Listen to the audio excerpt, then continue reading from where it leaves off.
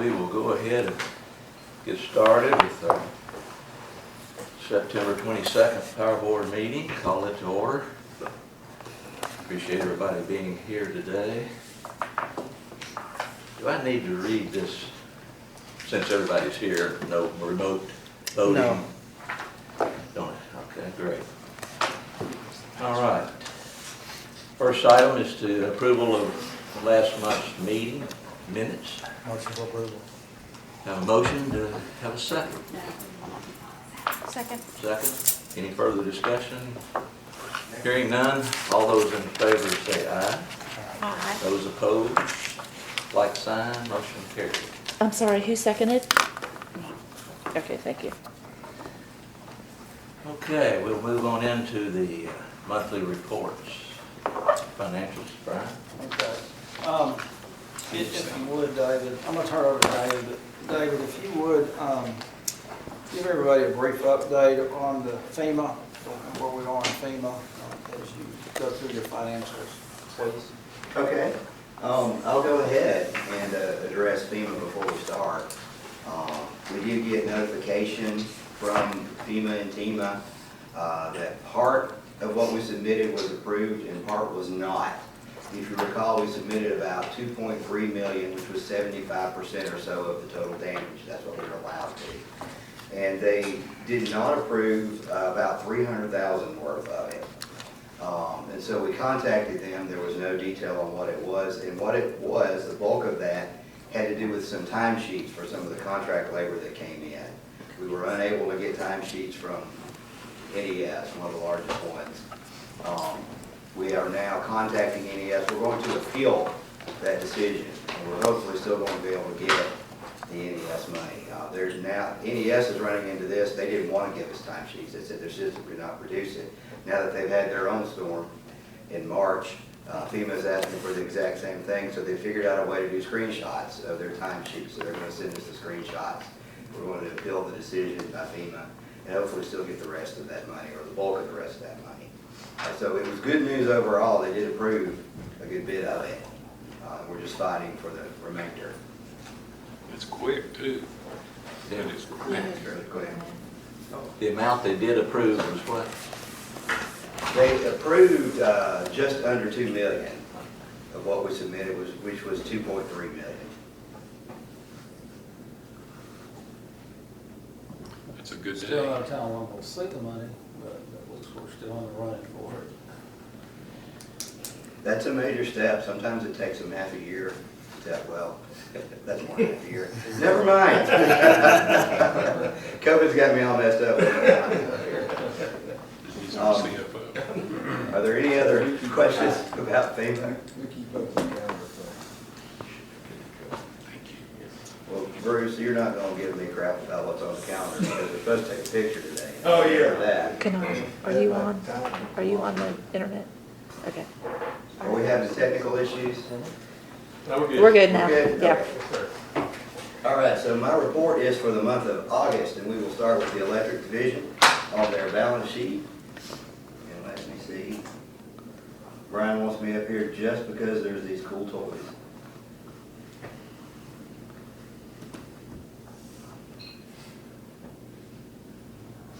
All right, so I will start with plant.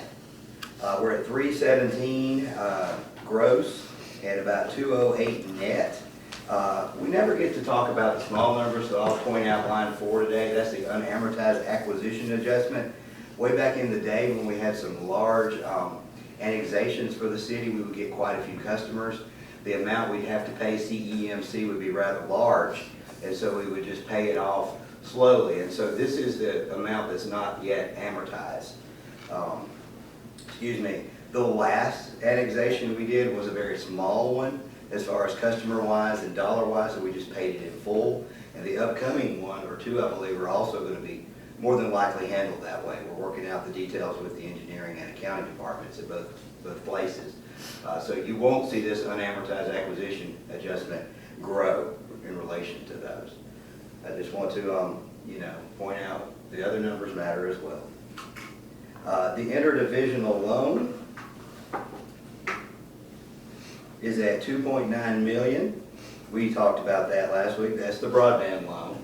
That hit a high of almost 18 million back in 2011. So now it's at its all-time low. Cash and investments bounced back a bit, even though we made it a long-term debt payment. Excuse me. And that long-term debt payment was just up here in the sinking funds. That's why that went from 10.8 million to 6.9 million. We made a payment on the loan, on the bonds, which included both principal and interest this month, and it was just over 4 million. Are there any questions on the asset side of the electric balance sheet? Moving on to the equities and retained earnings and liabilities section. We have earned 3.3 million for the year. That compares favorably to 1 year ago when we earned 2.7 million. That's just through 2 months. That's 2 months worth of earnings that accumulate to 3.3 million. There's the bonds and the long-term debt. You see bonds went down from 59.5 to 56.4. And if you look at interest accrued, that went from $1 million to 0, and that was the debt service payment for the month, for the half a year that we made. Are there any questions on any items on the balance sheet? Next is the income statement for the electric division.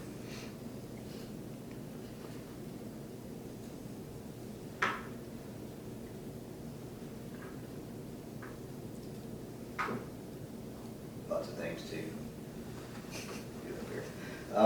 Pay no attention to the man behind the curtain. Total operating revenue for the month is 16.6 million. That does reflect a lower usage overall for our customers. Total power costs went down 8% to 11.1 million. That reflects a lower usage as well. Now these two numbers used to be more closely aligned, and now it's hard to do that in the summer when the way we do the billing cycles, they don't always match. August was a milder month than it usually is for the summer, as was July. So that's reflected in part, and that's why our revenues change does not exactly match the power cost. The other thing was TVA gave us a credit for signing a long-term agreement for 20 years. So immediately that's going to reduce our power cost by 3% each month. So that accounts for that 3% is part of this, the line 65 that went down. We're going to see that until we have a year of that discount in effect, and that started in October of 2019. So we're not comparing apples to apples just yet, and that's why there's a difference in those two changes. Are there any questions on our revenues or power costs? All right, total operating expense for the month was back around $1 million. Maintenance expense back up to about 600,000. It was abnormally low last month because of some work order closings, where some things went out of expense to plan. Brings us down to the bottom, net income of 1.8 million for the month compared to 1.7 1 year ago. Are there any questions on the income statement? Where will you recognize the FEMA money when you get it? We have already booked a receivable. That's a good question. Sorry, I don't want to make y'all dizzy, but I speed sometimes. Too late. No, my bad. Okay, so we've already recognized a receivable from FEMA in that accounts receivable number of 15.6 million. That's the 2.3. The other side of that was plant, so it's already in plant.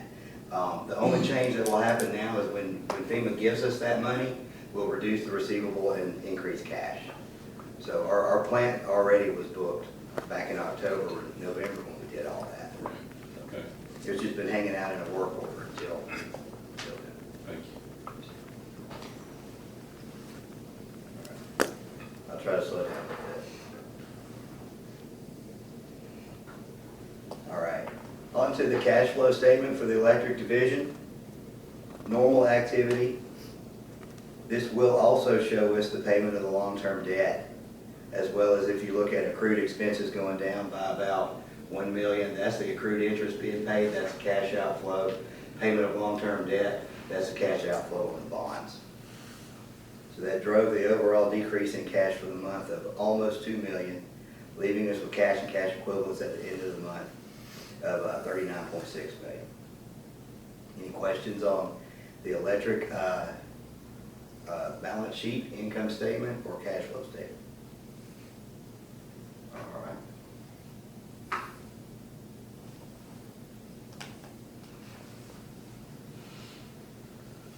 Next, we have the graphs. First is electric plant trending. So you can see that, just since 2014, we've grown from about 225 million in plant to about 325 million in plant. That's a 100 million increase in 6 years. That's incredible growth.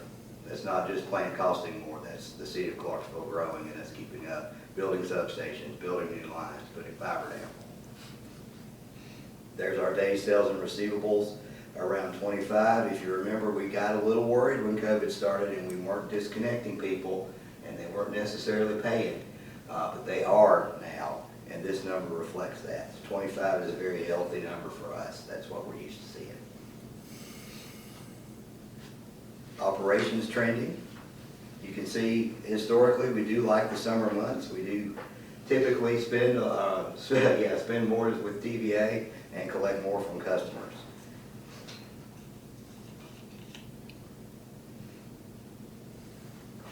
In the month of August, every dollar we spent, 75 cents went to TVA. And there's just that pie chart broken down in a line for each of the last 12 months. So you can see.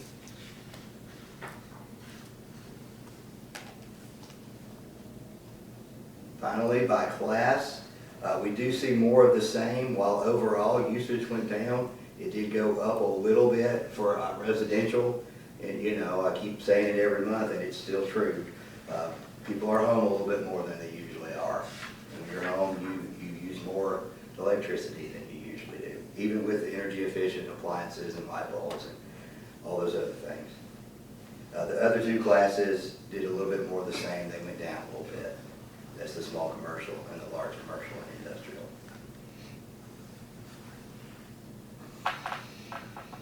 We have the cash and investment summary, so you can see which banks hold our monies. Not too much to point out there. The Legends Bond Sinking Fund right there, the account 125040, that reached just above 4 million before we reached almost 5 million before we paid the bonds this month. So we'll now reaccumulate money in that each month so we can make the next debt service payment in 6 months.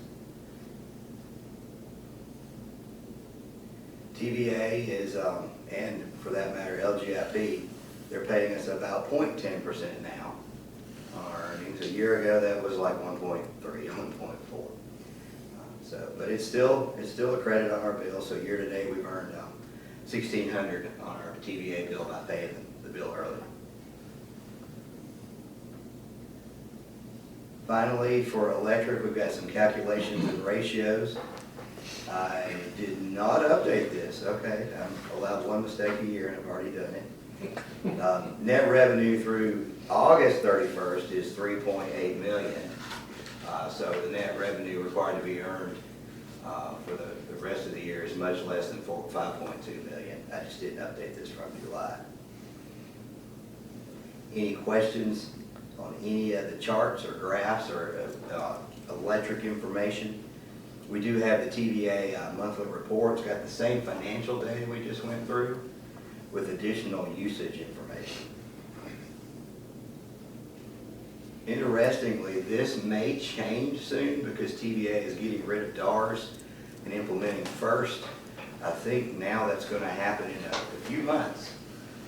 We're getting trained on that before that. So the format of this could change a little bit, or it could make a liar out of me. It could look exactly the same. We're just excited there's some change on the back end. They haven't updated the software that does this in 20 years.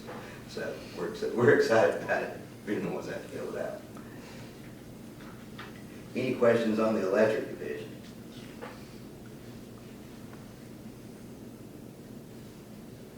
Seeing none, I'll move on to the balance sheet for the broadband division for the month of August. Cash is at $4.3 million, bouncing back from the interdivisional loan repayment at the end of the year. It's just in line with where they were a year ago, at 4.3 million. Accounts receivable is still staying around 1.5 million, just about where it's been.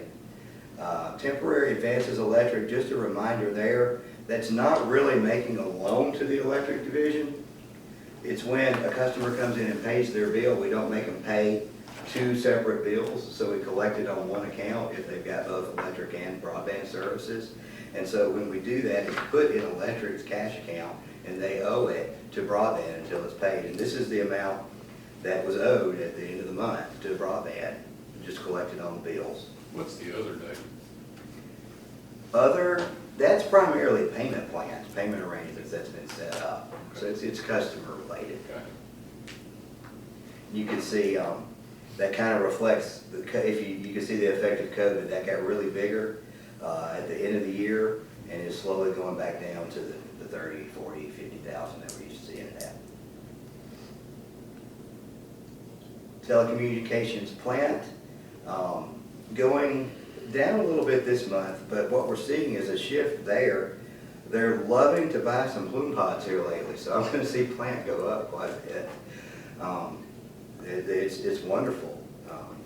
Like Christy said to y'all last month, it wasn't a soft launch. After all, it was a full-on launch.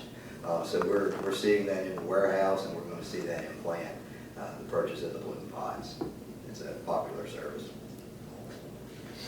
About 2/3 of the way down, retained earnings year to date, that's going to be just last month, which would be July, plus the retained earnings current. So we're looking at $1 million so far in net income for the year for broadband, compared to about 800,000 last year. Any questions on any of broadband's numbers on the balance sheet? I'll move into the income statement for the broadband division. You can see for the month, we've got operating revenues of about $2 million, very consistent with what we've been doing.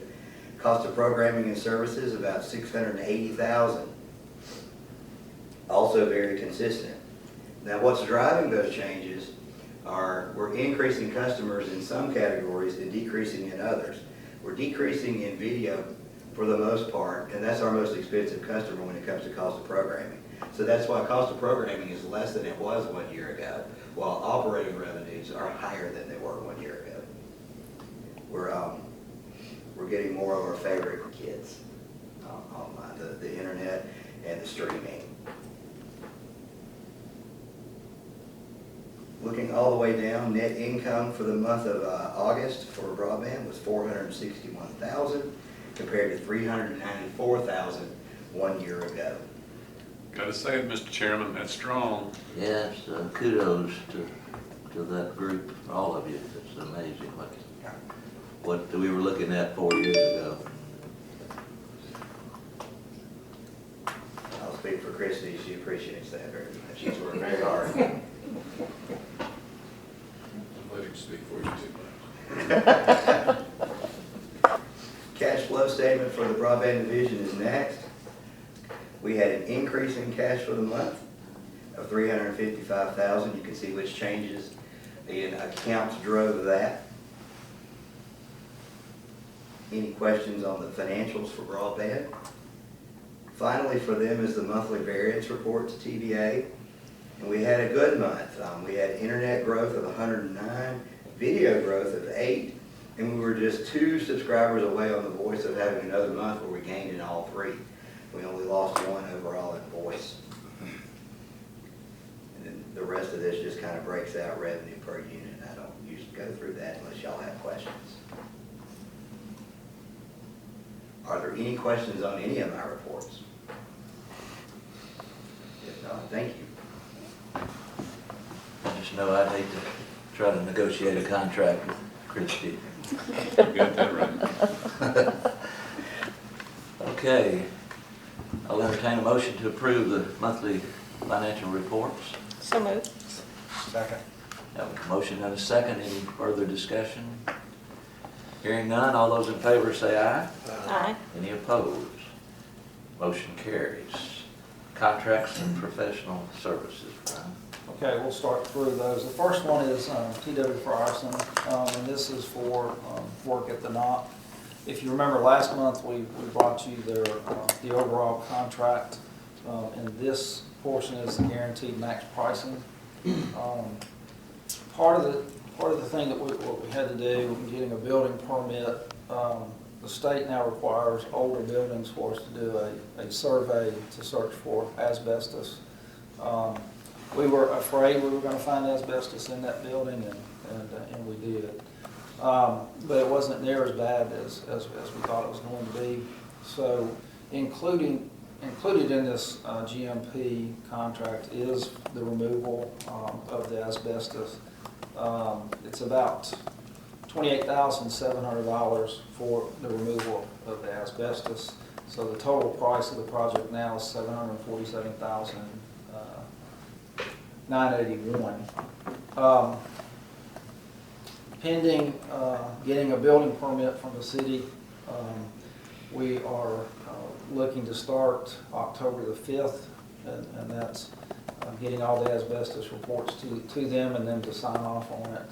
If we get started on October the 5th, we kind of have a target date of March 8th, 2021 as the completion of the punch list items on that project. So anxious to get started and get all the preliminary work done on that. So we're happy to answer other questions on the contract. Any questions? If not, I'll entertain a motion to approve the Twa Frierson contract. I do have a question. I think there's a page in here that looks like it may be out of place before we get to it.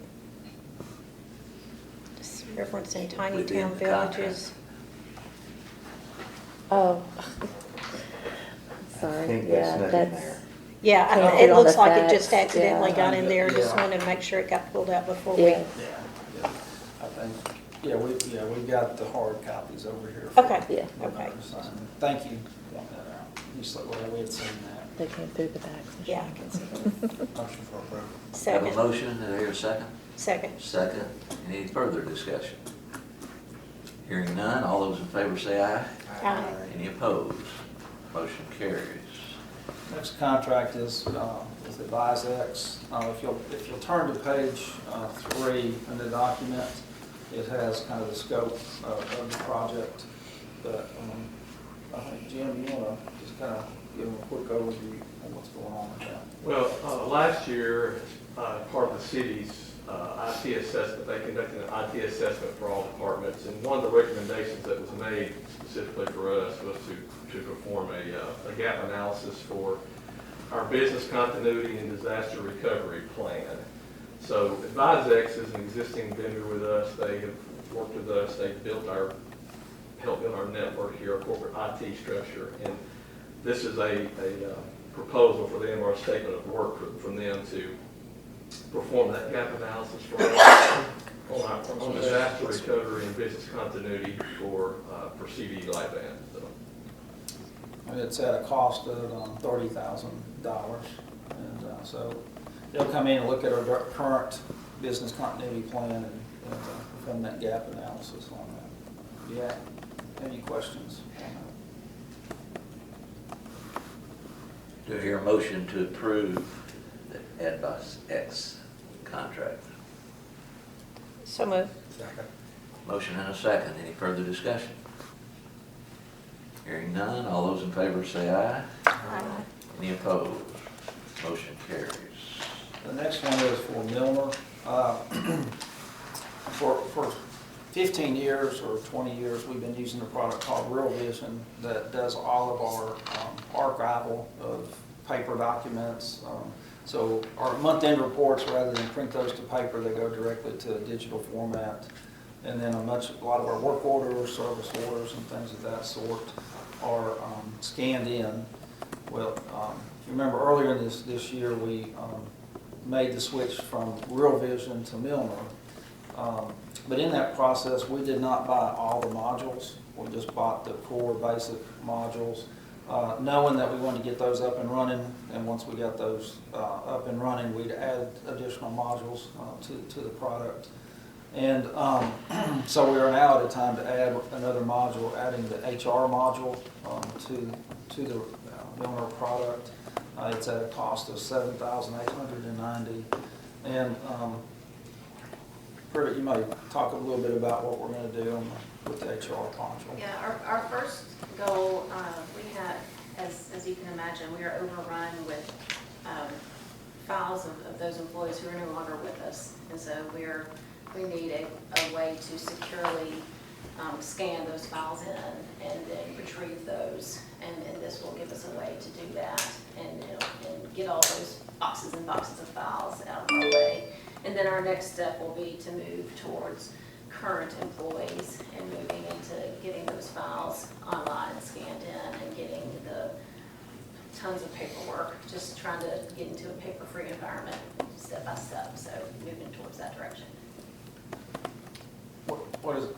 A feature that's in Milner that was not in Real Vision is the document flow that David's excited about. So every AP that comes through or PO that comes through needs multiple layers of signatures. And right now, it's a piece of paper that goes from department to department to get those signatures. With this, it's all digital. And so next piece was, yeah. So we'll get all that.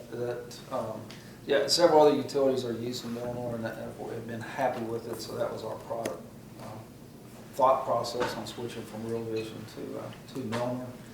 And again, there was no reason to buy all the modules at one time. Let's buy what we need and then add the modules as we're ready to implement. So this is just the next phase in our rollout of Milner. Do I hear a motion to approve? So moved. Have a motion and a second? Second. Have a motion and a second. Any further discussion? If not, all those in favor say aye. Aye. Opposed, like sign. Motion carries. Invoice cloud. So this agreement here is is actually for the merchant services agreement. So remember, Invoice Cloud will be the vendor we're going to use for credit card processing. And all those credit card processings have to go through the banking system. So anytime you do credit card processing, you have to have a merchant service bank. And there's not a cost in this. This is built into the product. This is just that agreement for them to start setting up our bank accounts and setting up for the credit card processing. Are we charging the customers? Well, remember, this right here is not a charge, but there's still a convenience fee at this time. If you remember, the reason we went to Invoice Cloud when it switched was the vendor that we had quoted us a price for us to cancel out and eat the convenience fee, avert, and they would never agree to that after put it to writing. So we decided to, in the process of leaving them. Invoice Cloud would like 12 months of usage history to price it at this point. So our plan is we'll get up and running with Invoice Cloud, run it for 12 months, and then again the plan would be to do away with the convenience fee. What's our fee? Is it 2 or 3 cents a swipe? It's been $3.10, and it currently is. When we go to Invoice Cloud, it's going to be reduced to $2.95. And then once we get 12 months of data to really understand what our cost is per transaction, then our plan will be to come back to the board and say, okay, our cost on average per transaction per customer is $1.50, $1.75. Then we would ask the board, probably most likely to budget that money to move forward to eliminate the convenience fee for the customer and us to absorb it. So that's regardless of the amount? That's a flat fee regardless of the amount? Today, the convenience fee is a flat, that's correct. Okay. That's right. And then once we move forward, if the board approves eliminating the fee, we would have, there'd be an average number that we would know as far as cost associated with that, and we would absorb that and budget for that. So. How many dollars a month do we think we collect? I know you know, credit cards, 100,000, 200, a million? Well, we run about 20,000 card payments a month, so times 12, Wow. 250,000, $250,000 payments. That $3.10, of course, though, Jeff, we get none of that. Yeah, It goes yeah, but- straight to the, Of the bills that you collect, what's the electric bill amounts that we're collecting off of those credit cards? Are we collecting $1 million a month, $2 million a month? oh, so 20,000 times $140. Right now, 3.5 million. Comes through credit card? Per month? That was per month? Yeah, yeah. It averages about, like this last month, it was right at 3.5 million that That's came out of right. that. That's a lot of money. So yeah, and I'll be honest, we did such a good job selling our board why we needed a convenience fee. We've had trouble getting the board to vote it back down, but I think we've got a board that will do that now. I wasn't here back then. Is that an obstacle, you think, for customers in paying their bill? I think it Or- is. Okay. I think it is. I don't mind paying it. I don't have a problem with that. I'm just trying to get, I want to be down at 3 cents a swipe plus I'm trying to get the fee down. I'm not worried about who's paying it as much as I am, how much is it? You know, But we either, negotiate. whether it's customer or us, I'm trying to get, if you're collecting $3 million a month, you're making some money, so let's get it on down there about 2 cents a swipe or something. Yeah. Visa and MasterCard, they're kind of hard to negotiate with. Yeah.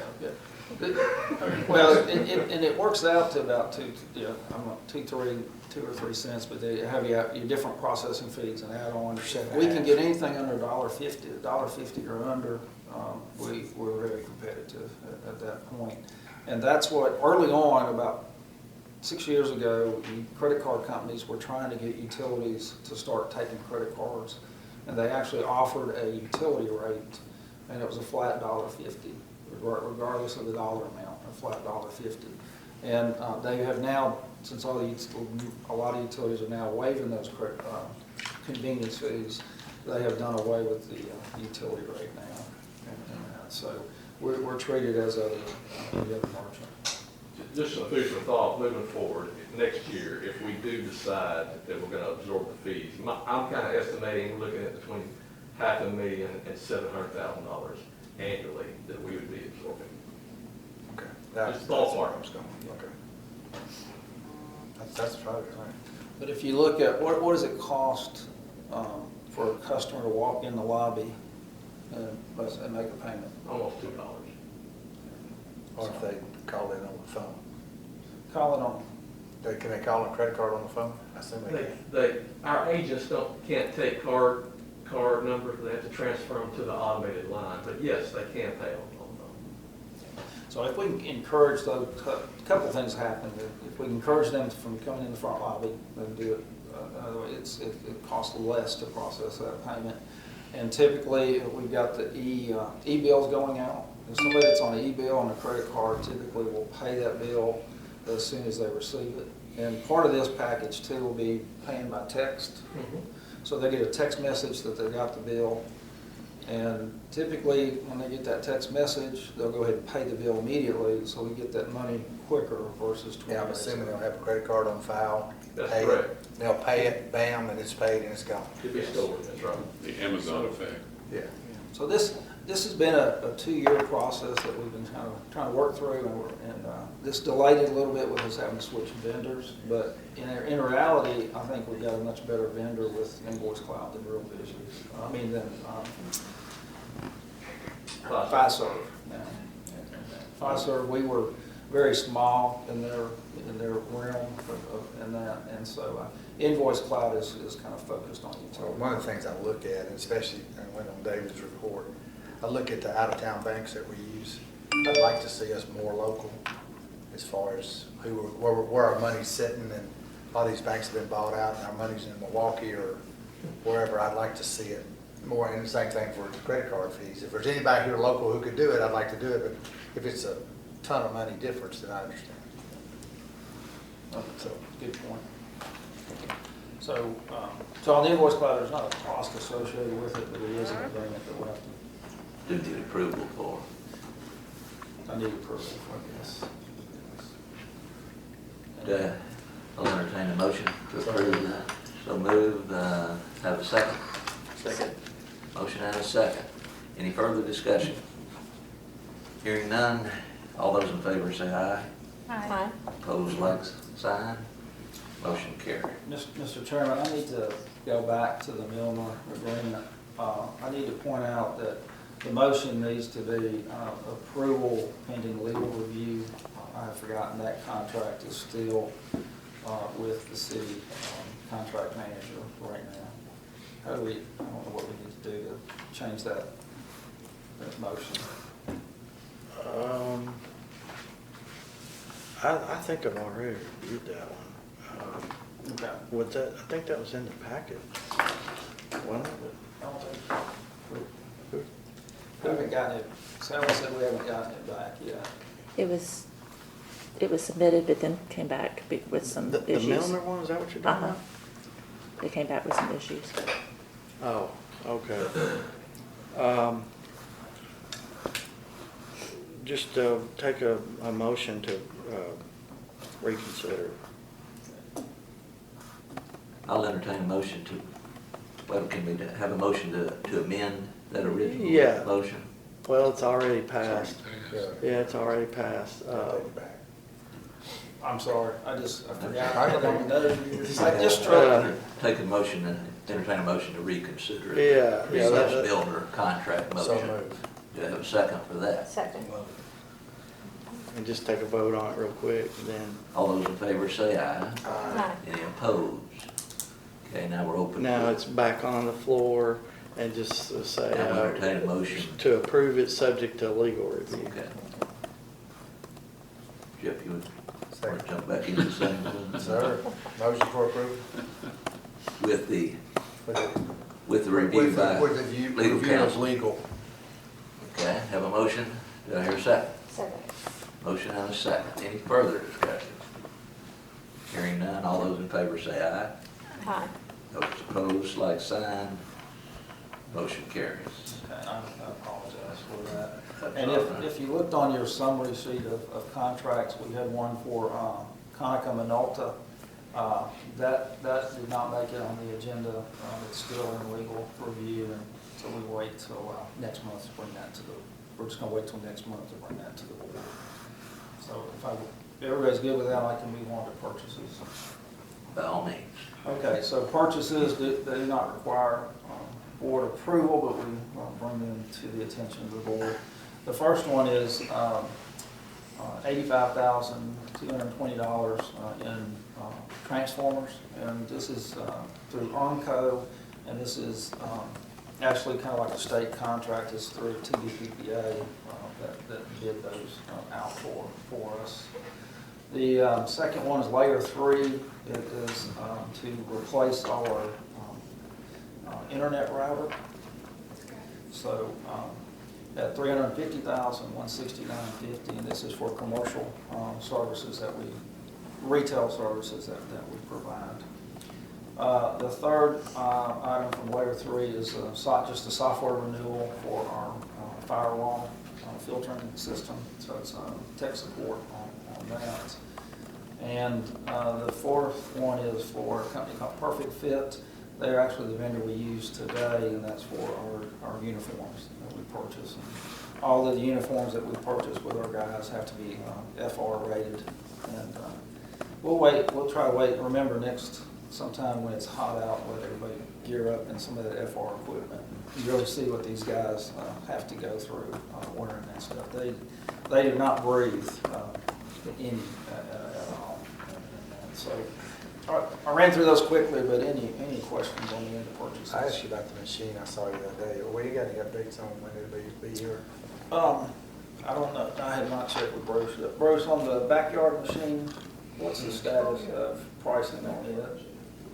We were getting pricing together. Yeah, we're waiting on a price right now from Terex. We have one from Altec. It's just a different manufacturer. So we should have it in this week. We're a little, anyway. Yeah. So we should have We're waiting on prices. Should have it on the board agenda next board meeting. Yeah. And if any, just to bring everybody, look, we have a lot of our backyards that we run into, especially in the wintertime or the wet weather. It's hard to get a bucket truck back in there, or we get a bucket truck in there and we spend a lot of money on yard repair. And so last year we leased a backyard machine. And it came in very handy in October during that storm. And it's really a remote control vehicle that can pull a pole in and set a pole. That one was much smaller. Wheelbase was not wide enough, and we actually flipped it during the October storm. So they have another model that's a little bit bigger, and it will actually dig the hole for the pole and set the pole. And the smaller one, you would have to drag the pole behind it, and so you kind of scuff up the yard. With this one that we're looking at, it has a rest for the pole, so you actually carry that pole in. But it's all on rubber tread and remote control, and you just don't do the damage to the backyard that you want. And we're still trying to do work down on Fairway Drive on some pole replacements. And if you think about looking back there, it's really tough to get a bucket truck back in some of those areas and that. So hopefully we'll have that on the next month. Move on to operating policies. Okay, operating policy 2-1. If you look at the last page there, compared to September, October residential's bills were decreased by $4.47. Decrease is primarily due to the change in rates in that summer to transition. But you also see that October is probably 12% lower than the three-year average. So TVA has, and our customers have really benefited from fuel cost, lower fuel cost adjustments on that. So let me go to my report real quick.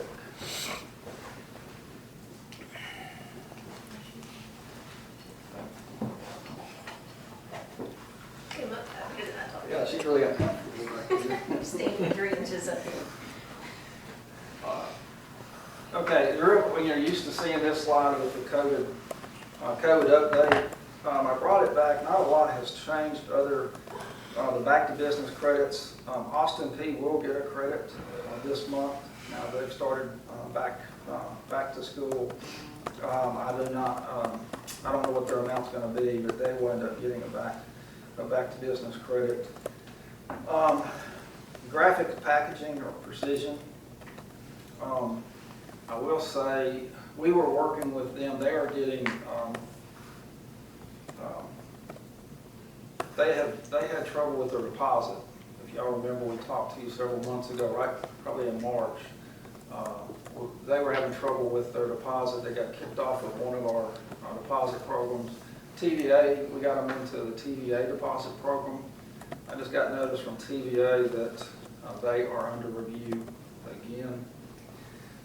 And probably a lot of this is due to COVID. I mean, they're getting our VIP credit. They've made a big investment. But the DIC deposit program as well as the TVA deposit programs are just insurance companies. And we have 2 customers now that are under review. And so what TVA is looking at doing, typically what happens is they're off the program, then we're left on the hook of trying to get a deposit.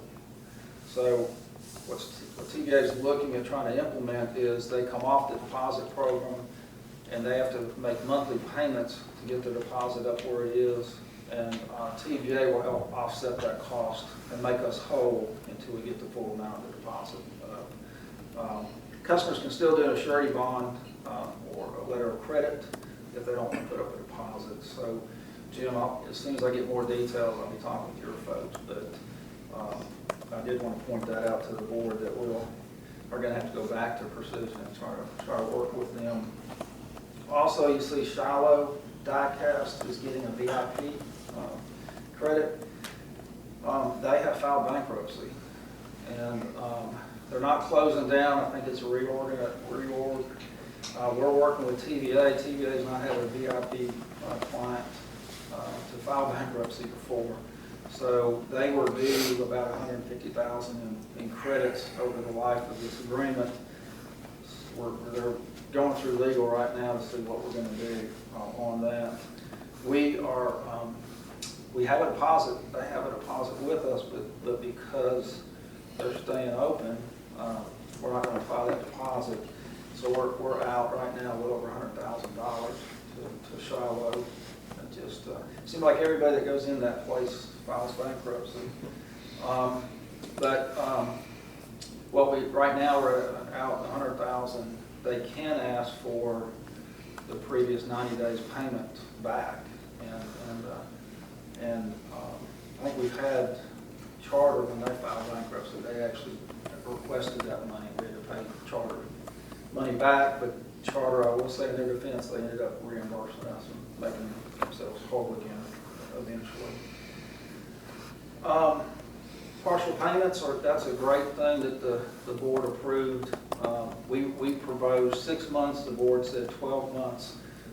We are only one of 2 utilities that have gone more than 6 months on payment extensions, and by far, if you've heard in the news, like in Memphis and Nashville and some other places that are getting a black eye for starting to redo their disconnects. We did ours early before it got hot. We had a payment plan in place. We had the community fund in place. So knock on wood, we've been lucky with our customers not getting a lot of negativity back. But by far, that allowing that 12 months to pay the bill was huge for our customer service reps. I'm only showing this to show you when we reported to y'all in May, we had 5,674 customers that have not paid their bill or due to be cut off. And we're now down to 2,664, which is normal. We're pretty much back to normal. And we went from $579,000, almost $580,000 in 30 days old, down to 117,000. So our customers are paying their bills now. We have things in place to help them, and we're not feeling that impact that some others are. Kentucky, their governor has put a moratorium on disconnects, even for the TVA customers, and they're hurt. I was talking to the manager at Bowling Green earlier in the week, or late last week, and they are really, it's just hurting the customers. They're digging themselves into a hole that they can never get out of, and they're really, really concerned. I think Alabama had done it. I'm not sure what the status of Alabama is now, but I know it sounds like you're trying to help a customer, but the longer you put it off, the harder it is to get them back on track. So thank you all for your approval to help us move forward.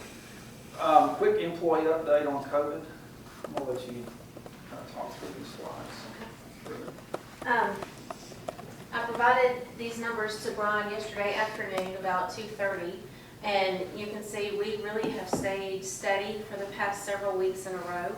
We haven't had any more positive tests since really the end of July. Our tracking, our testing has really dropped as the city did. Everything kind of jumped up after that 4th of July holiday, and we were really concerned after Labor Day that we would go the same trend. We warned and were worried with our employees, but we really didn't see that effect, so we were pleased with that. We have, with our estimated numbers, with our FFCRA hours being paid out, it's really just tracked right along.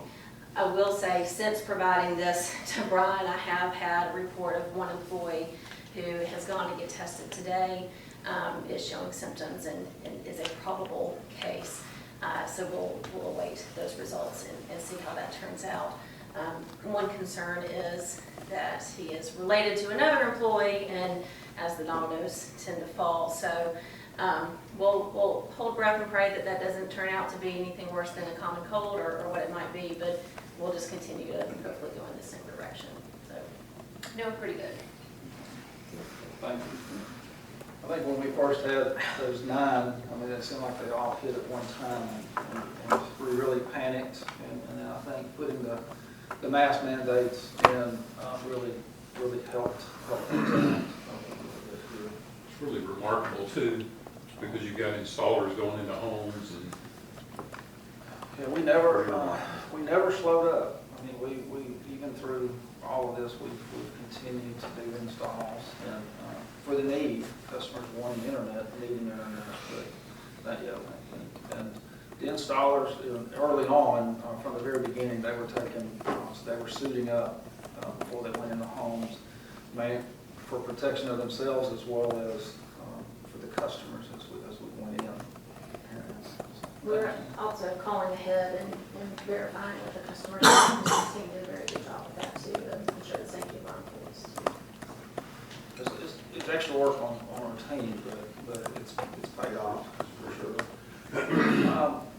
I mentioned last month that we had an all-customer meeting with TVA. Jeff Lyles presented what he was going to present to the board, and everything that he presented was approved. So he has now put $1 billion, so far they have put $1 billion worth of support to the LPCs. Part of that through the $2 million in matching funds for the community fund. So we did our community fund, our allocation was $25,000. So we will, October 1, we will have up to another $25,000 to do on the community care fund. And we're working on how we're going to do that right now. I don't have an agency to present to you today. Back to business, that's going to continue another 6 months, and Jeff has the authority to extend it another 6 months if the need is there.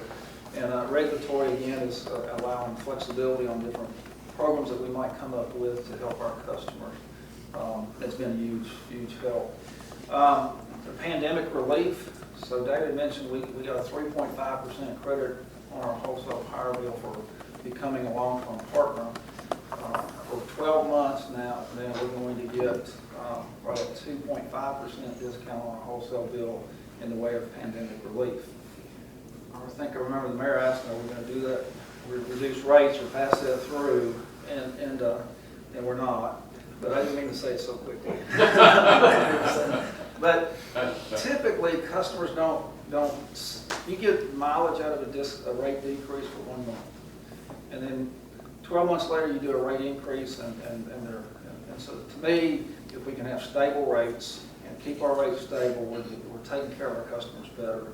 So if we can sit this money back and have it to invest in future infrastructure programs and holding off future rate increases, I think we're being better stewards of that money. But another reason, let's talk about rates. So Jeff, in his board presentation, made a statement that our 2020 rates are comparable to 2012 rates. And so that's at the wholesale level. So I want to look and see at the retail level, what does that mean? And so I had Jared help me pull up some data. So in 2011, 2012, CDE Lightband's average rates were 9% lower than the national average. So back in 2012, we were already 9% lower than the national average. As of August 2020, CDE Lightband's annual average rates are 14% lower than the national average. So we've been able to keep our rates fairly stable from 2012 to 2020. But how does our rates compare to back to 2012? So here in 2020, while the national rates were increased by 9%, you can see where our 2020 rates are versus our 2011, 2012. Almost identical, just a small increase in certain months because of fuel cost. We even had some months in April and May where our rates were actually lower than they were in 2012. And that's effective rates based on base rate and fuel cost. So the other thing that really put that into place is in 2015, the board adopted our strategic pricing plan. And that's where we ended up rolling more money into fixed cost recovery and decreasing our volumetric rate. So the more a customer use, the less they end up paying. And it was a fair distribution of our rates. So already with what we're doing with our rates, again, fuel cost is a big factor on that, but also with our strategic pricing. We are comparable today to our 2012 retail rates. So I think lowering rates is not something that we have to jump out and need to do right away of that sort. I think we can better invest that 2.5% in the future to hold down rates. But I was curious. I was surprised at how close we were to the 2012 rates as well. Another thing that we talked about, where the board recently approved, and something that we're doing for our customers, is a home Uplift program. This is a brand new program that TVA put in place, and it's to help for the lower income folks to help make their homes energy efficient. And the plan was we put in $20,000, TVA puts in $20,000. It was I think it cost about $8,000 per home to do that, is what their average cost would be. But because of COVID, TVA has reduced that program to, instead of a whole home installation, a whole home makeover, it's only paying for the replacement of HVAC units and the replacement of hot water heaters. So good news is that money that we put forward will go further, and we'll be able to help more families with that program.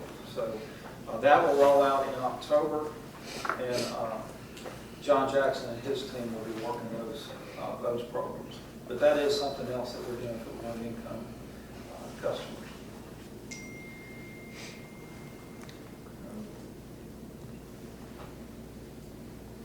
Okay. Quick update. We haven't talked much about the campus remodel and stuff lately, but this is if you've noticed, we're down in the final phases now. You'll see outside they're re-roofing the building, actually putting the white roof on, and hopefully have that finished by the end of the week.